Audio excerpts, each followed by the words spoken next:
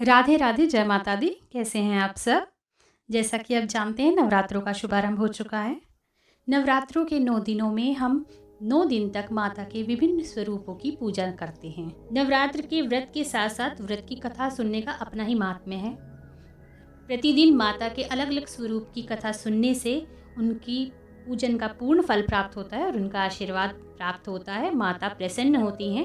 तो सभी को माता के विभिन्न स्वरूपों की कथा का श्रवण अवश्य ही करना चाहिए। और प्रथम स्वरूप है माता शैलपुत्री। आज हम माता शैलपुत्री की कथा सुनेंगे। माँ शैलपुत्री का स्वरूप बहुत ही अद्भुत माना गया है। जो भक्त माँ शैलपुत्री की पूजा करता है वह भय से मुक्त हो जाता है। उसे शांति, यश, कीर्ति, धन, विद्या और मोक्ष की प्राप्ति होती है। जो भक्त नवरात्र के पहले दिन विधि विधान से माँ शैलपुत्री की पूजा करते हैं, उनकी अर्चना करते हैं, उनकी सभी मनोकामनाएं पूर्ण होती हैं और जीवन में आने वाली सभी विघ्न बाधाओं का अंत होता है। ऐसी भी मान्यता है कि जिन लोगों के वैवाहिक जीवन में कोई समस्या आ रही है तो माता शैलपुत्री की पूजा करने से उनके वैवाहिक जीवन की समस्याएं समाप्त हो जाती हैं। जिन कन्याओं के विवाह का योग नहीं बन रहा है, अगर वो माँ शैलपुत्री की पूजा करती हैं तो उन्हें जल्द ही योग्य वर की प्राप्ति होती है। तो आइए शुरू करते हैं माँ शैलपुत्री की कथा। ओम देवी शैलपुत्राय नमः। मार्कंडेय पुराण में माता शैलपुत्री को हिमालय राज की पुत्री कहा गया है। माता शैलपुत्री पूर्व जन्म में दक्ष प्रजापति की कन्या के रूप में उत्पन्न हुई थी। तब इनका नाम सती था। इनका विवाह भगवान शंकर जी से हुआ था।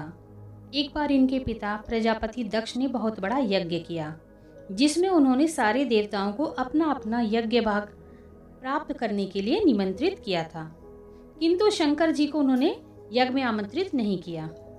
देवी सती ने जब यह सुना कि हमारे पिता एक अत्यंत विशाल यज्ञ का अनुष्ठान कर रहे हैं, तब वहां जाने के लिए उनका मन विकल हो उठा। अपनी यह इच्छा उन्होंने भगवान शिव को बताई। भगवान शिव ने कहा, प्रजापति दक्ष किसी कारणवश हमसे रुष्ट हैं। अपने यज्ञ में उन्होंने सारे देवताओं को निमंत्रित किया है, किंतु हमें जानबूझकर नहीं बुलाया है। ऐसी स्थिति में तुम्हारा वहां जाना किसी भी प्रकार से श्रेयस्कर नहीं है। पिता का यज्ञ देखने और वहां जाकर माता और अपनी बहनों से मिलने की उनकी व्यग्रता किसी भी प्रकार कम न हो सकी। जब माता सती अधिक हठ करने लगी तो भगवान शंकर ने उन्हें जाने की अनुमति प्रदान कर दी। सती ने अपने पिता के घर पहुंचकर देखा कि कोई भी उनसे आदर और प्रेम से बातचीत नहीं कर रहा है। केवल उनकी माता ने ही उन्हें स्नेह से गले लगाया। उनकी बहनों ने भी उनसे अच्छा व्यवहार नहीं किया तथा सभी भगवान शिव की निंदा कर रहे थे। परिजनों के इस व्यवहार से देवी सती को बहुत दुख हुआ। उन्होंने यह भी देखा कि वहां भगवान शिव के प्रति तिरस्कार का भाव भरा हुआ है। दक्ष ने भी उनके प्रति कुछ अपमानजनक वचन कहे। यह सब देखकर सती का हृदय ग्लानि और क्रोध से भर उठा। उन्होंने सोचा कि भगवान शंकर जी की बात न मानकर यहाँ आकर मैंने बहुत बड़ी गलती की है, लेकिन अब क्या कर सकती थी। वह अपने पति भगवान शिव का यह अपमान सहन न कर सकी।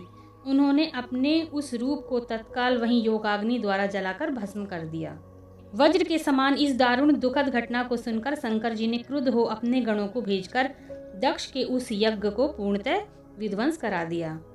सती ने योगाग्नि द्वारा अपने शरीर को भस्म करके अगले जन्म में शैलराज हिमालय की पुत्री के रूप में जन्म लिया।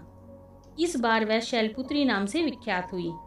पार्वती, हेमावती भी इन्हीं के नाम हैं। इस जन्म में भी शैलपुत्री देवी का विवाह भगवान शंकर से हुआ और वो शिव की अर्धांगनी माता पार्वती कहलाई।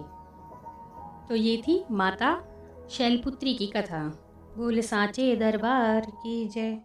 तो इसी के साथ मैं ये वीडियो यहीं समाप्त करती हूँ। राधे राधे, जय माता दी।